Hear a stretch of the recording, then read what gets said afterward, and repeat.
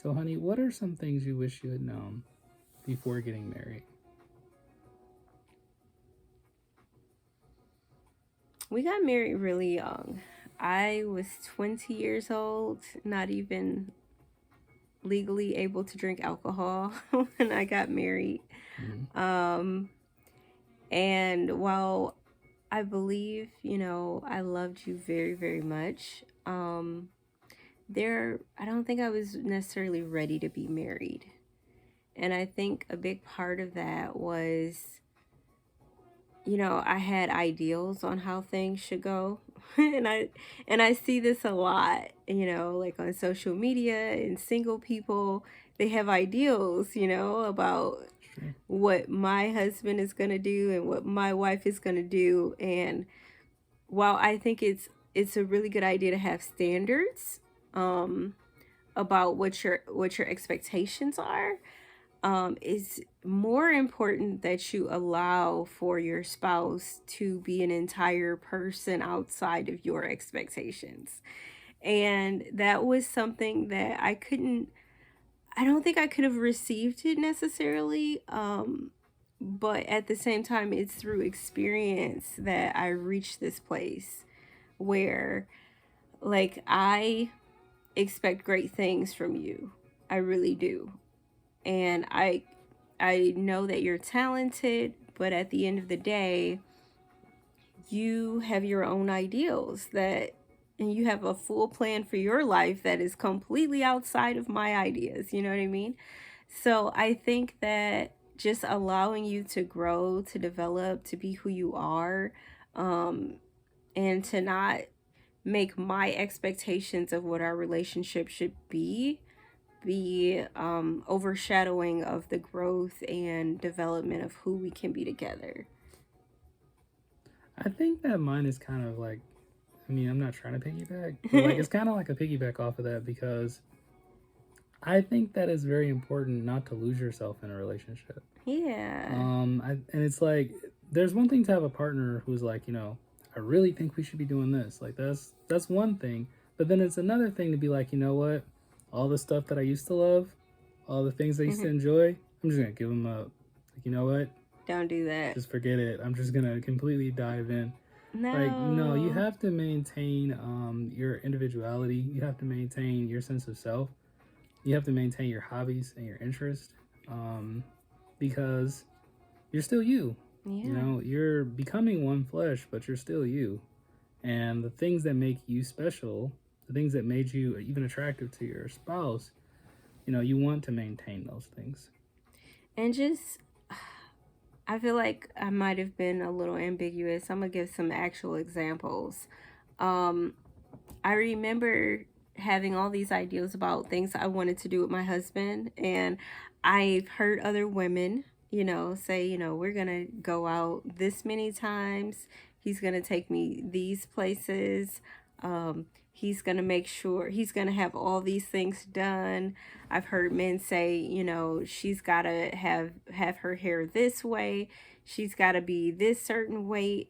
Like, there are so many expectations that we put on people. And I just remember, like, being frustrated because David didn't act in the way that I wanted him to act. Like, our personalities, I think, are very different. Like, I am kind of like a fiery, kind of like excited person all the time, whereas David is more reserved, and I don't know, I remember like his thought process just arriving at decisions. Like, I'm pretty spontaneous. So me and my friends, like, I'm used to, if I want to go out, my friends are like, "Cool, let's go." And so David will often be like, "Well, no, let me think about it." And I just remember being completely off put by that at the beginning of our relationship because I'm like, what is there to think about? Like, it's a fun time. Like, let's go. And it took me a while to adjust to the fact that just because he needs to get adjusted or his thought process is different from mine, that it's not necessarily um a bad thing. It's just that he's different. Like he has a different mind, and vice versa. I remember he had some ideas on how I should act, and there's just conversations, communication. Like, where are you coming from? Why do you think this? And I found often that it was based on how we were brought up as well. So much of your relationship, even if you're like, oh, I hated the way my parents did things, I don't want to be like them, a lot of where you're going to come from is going to be rooted in the experiences you've had even as a child. And so it's, you have to be comfortable having conversations like, I expected this and this is what I got.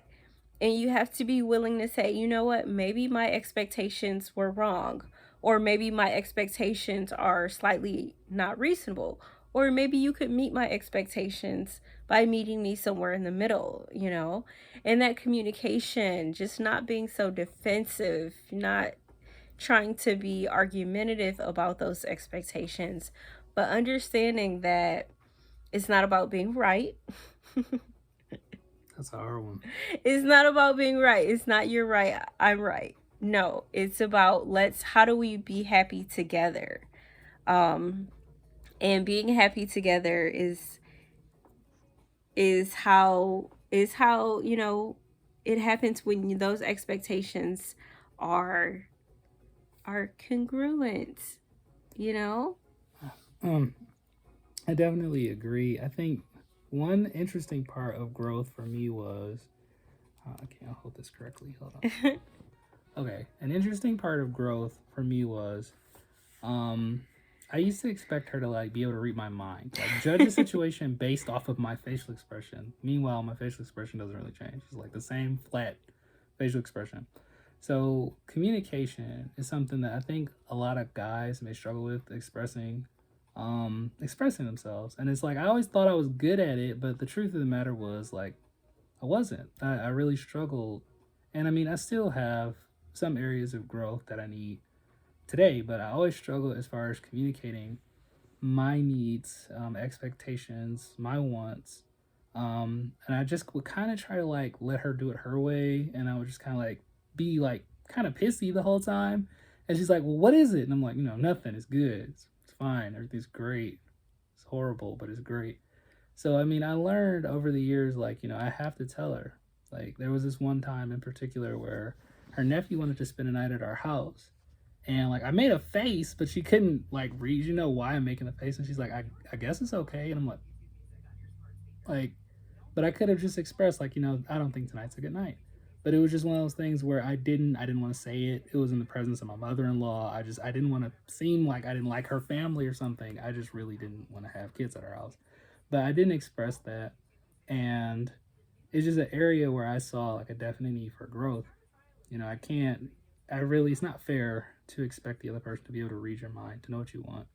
And also, you have to consider, like how she was saying, you have to consider how the other person was raised, how the other person views family, how the other person views money.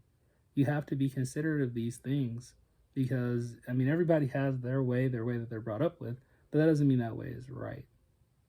And so, or perfect or something. So you have to be open to the other person's way of doing things. And if you have like a shortcoming in an area, if you are bad with money, or if you're like an extra super introvert like myself, you have to be willing to kind of relinquish a little bit of control to the other party if they show a strength in that area. Like you have to be able to be honest with yourself, say I need help in this area, or my spouse is stronger or better in this area, and then you kind of have to let them do their thing. So at the end of the day, it's all about communication, making it smooth, right? I think so.